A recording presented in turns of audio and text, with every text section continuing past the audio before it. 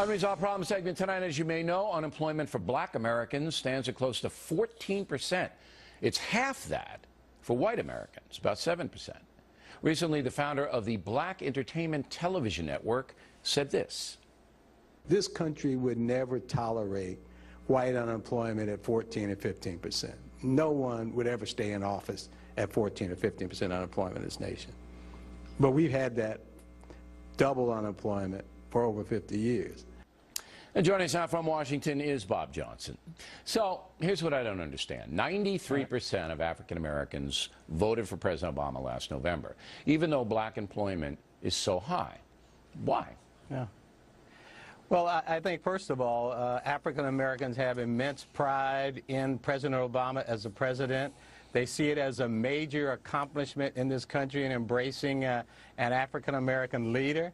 And they're positive and hopeful, probably more than anything else, that his leadership will make their lives better. All right, but it didn't turn out that way. I mean, he had 4 years to improve the black unemployment rate, and it's not improving. So you're saying that African-American community en masse is voting on hope. They hope it's going to get better, but it certainly hasn't gotten better.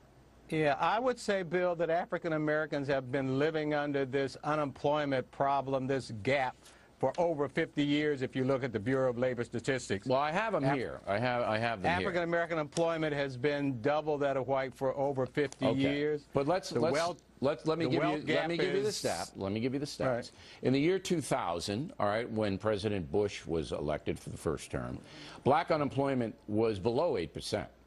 It went up a little bit, and then it went down again in 2007 to about 8%. Now, under President Obama, that has risen from when the president took office, it was about 10%, and it's risen now to 14%. So there has been, as with everybody else, an ebb and a flow in black unemployment. Let me ask you this. I believe that the primary problem in the African American community is out of wedlock birth, 71%. And that drives poverty. It makes educating kids harder because they're not supervised if they don't have a dad in the home many times. Am I wrong on that? Well, I think you're wrong in saying it's the primary driver of African American unemployment. I think it's one of the social factors that African Americans face. But to me, the principal drivers are the failure of corporate America to hire enough African Americans who are qualified, failure of African Americans to get access to capital to start small businesses, which are great engines for creating employment, and also a legacy of long-term institutionalized racism that has placed blacks in a situation where, for example, Bill, in the past 20 years, the wealth gap has increased by $70,000 among African Americans and whites, according to the Pew Research Center. In addition, African American median income is 1/10 of that of white Americans.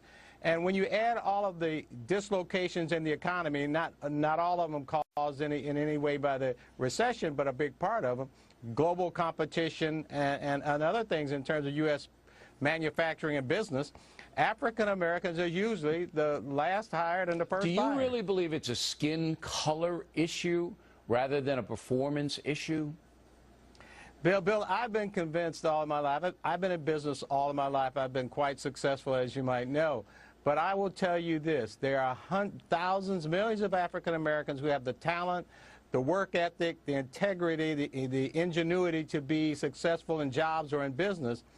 But you have to admit that any time you have a situation for 50 years, dating back to the Civil Rights Movement, when African Americans were making huge gains in fair employment and housing and legislation was enacted, we spent more money on education than at any time in African American history. There's something here more than just the failure of the family or the failure of an individual African American to pursue a job. It has to do with the fact that this question of race discrimination still lingers on. I mean, you're laying it on a skin color, and I mean, I can't say yes or no, but I can tell you this. You and I are kind of contemporaries, all right? We started out in the media about the same time. Every corporation that I've worked for in the past 37 years has actively recruited African Americans. They want them. all right, qualified African Americans. They're looking for them. Now, I don't know whether I don't work in the other industries. I don't know whether there's institutional racism in the oil industry or the banking industry. I don't know. So I really can't make any definitive statement about it. But it's interesting, your point of view, and that's why we wanted to have you on tonight. And thanks for coming in, Bob. We appreciate it. Delighted, Bill. Thank you.